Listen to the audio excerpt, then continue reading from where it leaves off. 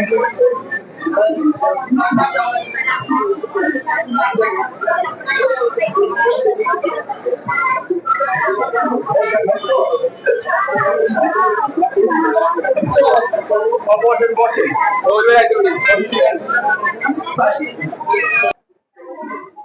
আলাইকুম রহমতুল্লাহ বরকাত।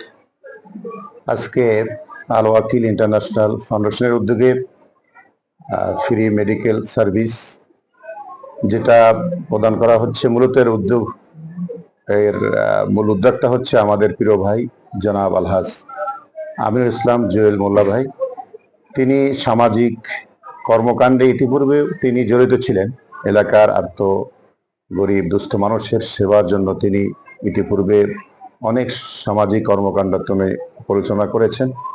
আর আজকে স্পেশালি এই মেডিকেল ক্যাম্পটা তিনি এই সুবর্ডা ইউনিয়ন থেকে তিনি শুরু করছেন। তার পরিকল্পনা হচ্ছে কেরানীগঞ্জের প্রতিটা ইউনিয়নে, যাতে করে এই উপজেলার সকল জনগোষ্ঠী যেরকম প্রান্তিক জনগোষ্ঠী যারা সেবা থেকে বঞ্চিত, এদেরকে ফ্রি চিকিৎসা দেওয়া এবং মেডিসিন প্রদান করা। এটা এই সুবর্ডা ইউনিয়ন থেকে তিনি এই সূচনা করলেন। ইনশাল্লাহ ধীরে ধীরে প্রতিটা ইউনিয়নে এই ক্যাম্পগুলো তিনি করবেন এবং তার এই ফাউন্ডেশনের আন্ডারে যেরকম শিক্ষা সেবা আর্ত মানবতার সেবায় তিনি অনেকগুলো কর্মসূচি হাতে নিয়েছেন। যেরকম শিক্ষার জন্য ওনার কয়েকটা প্রতিষ্ঠান আছে এবং এই মেডিকেল সার্ভিসটা তিনি ইতিপূর্বেও তার ছিল, এখন তিনি আবার নতুনভাবে এটা তিনি শুরু করলেন। এরপরে দিয়ে এই বৃক্ষ রোপণ কর্মসূচি আছে, আরো অনেক কর্মসূচি এই ফাউন্ডেশনের আন্ডারে করার তিনি পরিকল্পনা নিয়েছেন।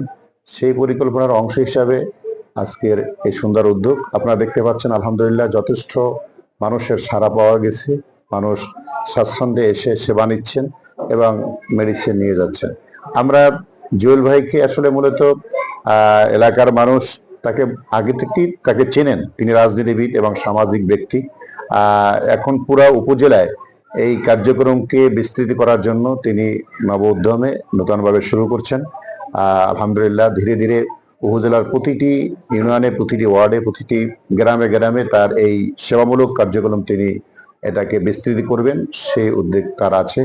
আমরা তার এই উদ্যোগকে আমরা স্বাগত জানাই এবং তার এই পরিকল্পনা বাস্তবায়নের জন্য আমরা দোয়া করছি আল্লাহ তাআলা যেন তার এই সামাজিক কর্মকাণ্ডকে আল্লাহ তাআলা কবুল করে নেন এবং তার এই কর্মকাণ্ড যেন পুরা উপজেলার মধ্যে বিস্তৃতি করে দেন। আপনাদের এই মিডিয়ার মাধ্যমে আমরা এই উদ্যোগকে আমরা স্বাগত জানাচ্ছি এবং সারা উপজেলা এবং দেশের মানুষকে এরকম উদ্যোগ নিয়ে গরিব জনগোষ্ঠী মানুষের সেবার জন্য এগিয়ে আসার জন্য আহ্বান জানাচ্ছি। বিশেষভাবে ফাউন্ডেশন আল ওয়াকিল ইন্টারন্যাশনাল ফাউন্ডেশনের সহযোগিতায় আপনারা এগিয়ে আসবেন, দোয়া করবেন, এই কামনা আমি করছি। আসসালামু আলাইকুম ওয়া রাহমাতুল্লাহ। আমরা একটু প্রশ্ন করি, সেটা হলো আপনি তো একজন আলেম, ইমাম সাহেব, মসজিদের খতিব। তো আসলে আল ওয়াকিল ফাউন্ডেশন যে কাজগুলো করছে এটা সামাজিক কাজ। কোরআন হাদিসের দৃষ্টিতে এই কাজটা কিভাবে মূল্যায়ন করেন?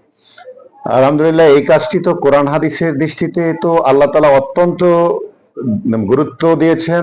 এই মানুষ সামাজিক কর্মকাণ্ড এবং গরিব দুঃখী মানুষের সেবায় এগিয়ে আসার জন্য আল্লাহ তাআলা কোরআনুল কারীমে বলেছেন, তাআওয়ানু আলাল বিররি ওয়াত তাকওয়া ওয়া লা তাআওয়ানু আলাল ইসমি ওয়াল উদওয়ান। তোমরা ভালো কাজে তোমরা সহযোগিতা করো, এগিয়ে আসো এবং খারাপ কাজ অসৎ কাজগুলোর থেকে তোমরা দূরে সরে যাও।